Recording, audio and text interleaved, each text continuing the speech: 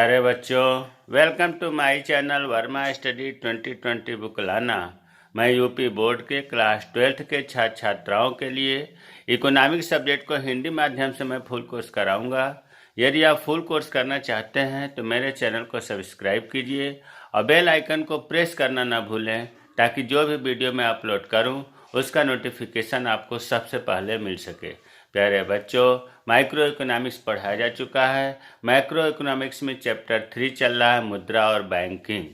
इसमें पार्ट 8 अर्थात 8वां वीडियो है। इससे पहले का अगर आप वीडियो नहीं देखे हैं तो आई बटन को क्लिक करके देख लें। आज हम लोग पढ़ेंगे इस पाठ में भारतीय reserve bank, reserve bank of India. Exam की दृष्टि से बहुत महत्वपूर्ण है। बोर्ड एग्ज़ाम कहिए या कॉम्पिटिटिव एग्ज़ाम कहिए, इससे क्वेश्चन बहुत आते हैं। अब देखिए, भारतीय रिजर्व बैंक को शॉर्ट में RBI, reserve bank of India कहते हैं। तो मैं आगे जो पढ़ाऊंगा आरबीआई ही कहूँगा। अब सबसे पहले मैं स्थापना की बात करते हैं। देखिए, आरबीआई की स्थापना भारतीय रिजर्व बैंक अधिनियम 1934 के प्रावधानों के अनुसार 1 अप्रैल 1935 को हुई थी। यहाँ ध्यान ये देना है कि अगर ये पूछा जाए कि किस एक्ट के तहत, किस अधिनियम के तहत, तो इसका उत्तर है भारतीय रिजर्व बैंक अधिनियम 1934। और इस अधिनियम 1934 के एक्ट के अनुसार 1 अप्रैल 1935 को आरबीआई की स्थापना हुई थी। 2 क्वेश्चन बन रहा है। अगर ये पूछा जाए कि स्थापना कब हुई तो 1 अप्रैल 1935 को, और किस अधिनियम के तहत हुआ, तो भारतीय रिजर्व बैंक अधिनियम या एक्ट 1934 के अनुसार। हमने बॉक्स में लिख दिया है कि कंपटीशन की दृष्टि से भी ये बहुत महत्वपूर्ण है। देखिए, भारतीय रिजर्व बैंक की स्थापना से पूर्व कुछ इसका इतिहास है। 1925 की बात है, ध्यान दो। 1935 में स्थापना हुआ था, उससे 10 साल पहले की बात है। 1925 ईस्वी में कमीशन था जिसका नाम था Hilton young commission. Hilton young commission ने रिजर्व बैंक के नाम से एक स्वतंत्र केंद्रीय बैंक की स्थापना को सुझाव दिया था।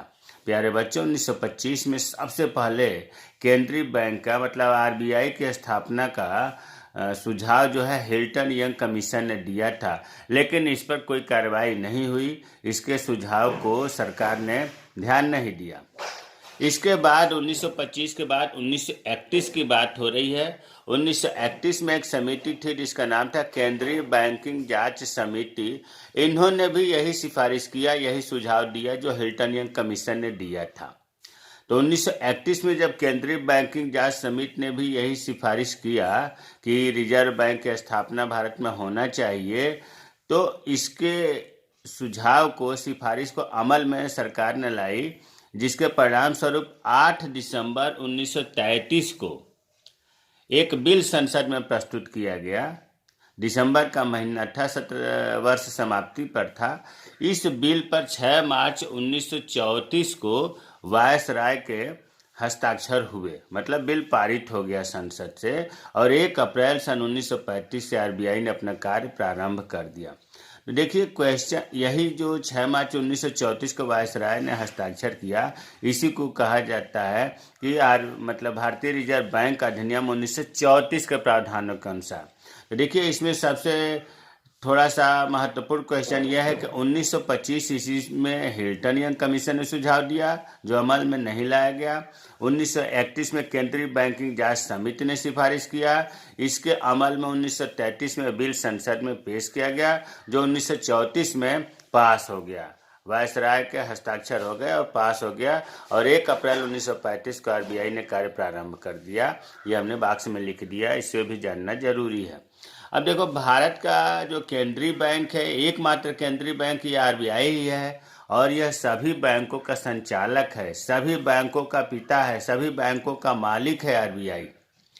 अब आरबीआई के महत्वपूर्ण पॉइंट यह है, यद्यपि प्रारंभ में यह निजी स्वामित्व वाला था, जिसकी कुल पूंजी 5 करोड़ रुपए थी। आरबीआई की स्थापना हुई थी, ये जो है 100 रुपए के बांड से, मतलब 5 करोड़ रुपए की इसकी पूंजी थी, और इसमें हिस्सेदारी निजी लोगों की थी, गवर्नमेंट का नहीं था।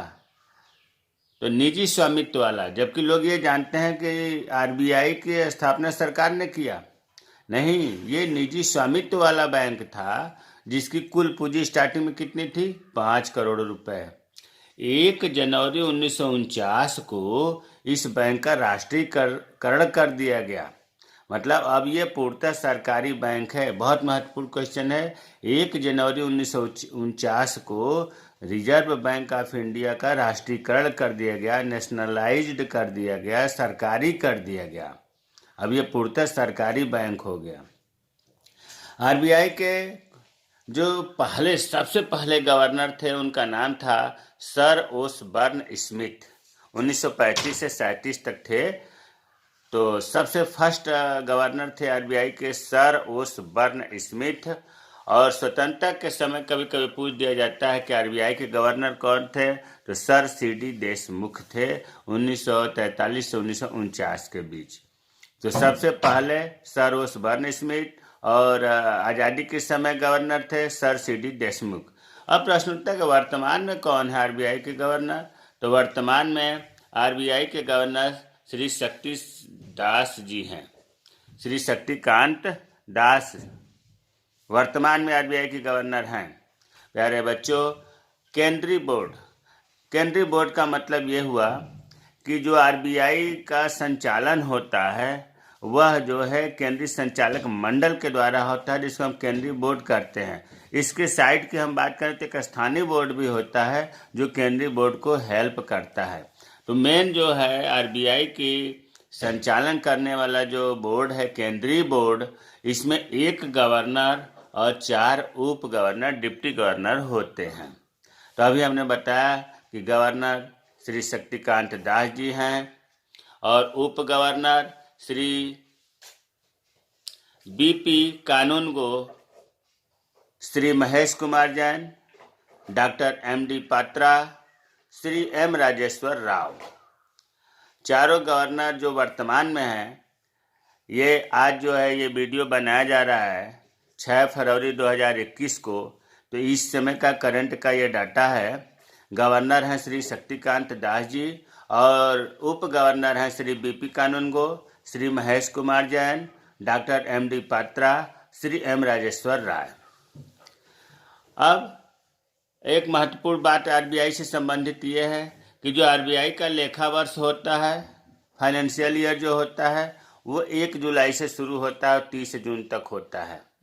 जबकि देश का फाइनेंशियल ईयर आपको पता है कि 1 अप्रैल से 30 मार्च तक होता है।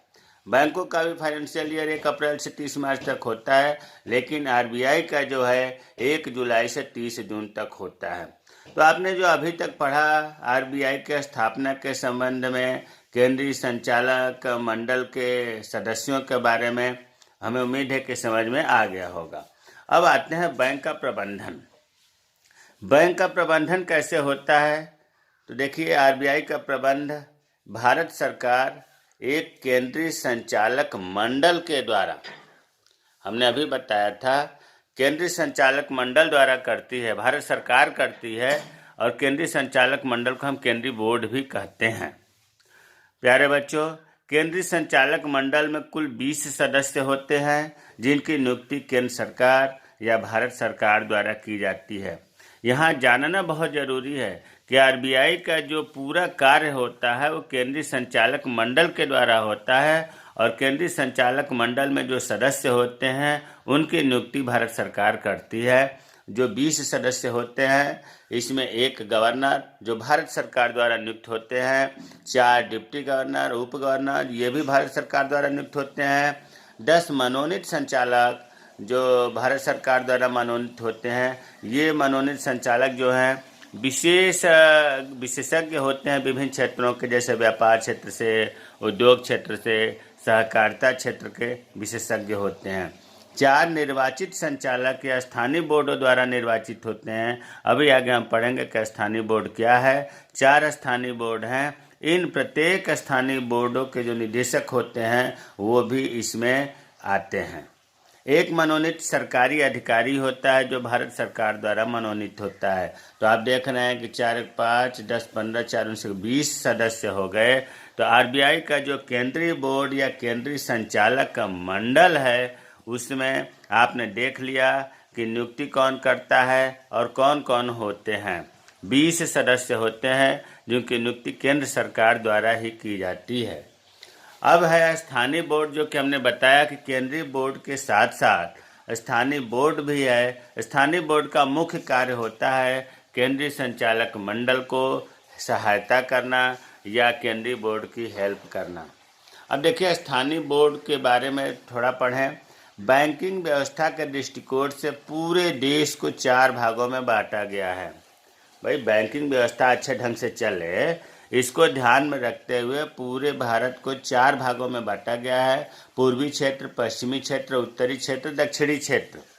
अब इन क्षेत्रों में जो कार्यालय खुला हुआ है स्थानीय बोर्ड का, पूर्वी क्षेत्र में कोलकाता है, पश्चिमी क्षेत्र में कार्यालय मुंबई है, उत्तरी क्षेत्र में दिल्ली है और दक्षिणी क्षेत्र में चेन्नई है। इन जो 4 क्षेत्र आप पढ़ रहे हैं, प्रत्येक क्षेत्र में एक स्थानीय बोर्ड होता है। क्लियर हो जाना चाहिए। पूरे भारत को 4 क्षेत्रों में बांटा गया है। चारों क्षेत्रों के कार्यालय कहाँ पर है बता दिया गया और प्रत्येक क्षेत्र में एक स्थानीय बोर्ड होता है। इस स्थानीय बोर्ड में 5 सदस्य होते हैं जिनकी नियुक्ति भी भारत सरकार करती है और इनका कार्यकाल भी 4 वर्ष का होता है। लेकिन सरकार चाहे तो इनकी नियुक्ति पुनः कर सकती है 4 साल बाद भी। और हमने इन चारों क्षेत्रों के स्थानीय बोर्डों का कार्य मैंने बताया था कि केंद्रीय बोर्ड को या केंद्रीय संचालक मंडल को सलाह देना होता है। अब इसके कार्यालय की बात करते हैं कि आरबीआई का कार्यालय कहाँ है। प्यारे बच्चों, आरबीआई का केंद्रीय कार्यालय शुरू में, प्रारंभ में, मतलब जब इसका स्थापना हुआ था अप्रैल 1935 में, उस समय कोलकाता में बना था। कोलकाता में तो बना था, लेकिन 1937 में इसका स्थानांतरण हो गया मुंबई में और आज भी मुंबई में ही आरबीआई का मुख्य कार्यालय है, मेन कार्यालय है। तो ये बहुत महत्वपूर्ण क्वेश्चन है कि आरबीआई का केंद्रीय कार्यालय कहाँ है, तो मुंबई में। ये कब बना, तो 1937 में बना। इससे पहले कहाँ था, तो कोलकाता में था। अब आरबीआई क्या है करती है कि कार्य को अच्छे ढंग से करने के लिए अपने स्थानीय कार्यालय विभिन्न शहरों में खोल रखी है। जैसे कहाँ कहाँ खोल रखी है स्थानीय कार्यालय। इतना बड़ा देश है और एक मुंबई से ही पूरे देश का कार्य संतोषजनक नहीं किया जा सकता।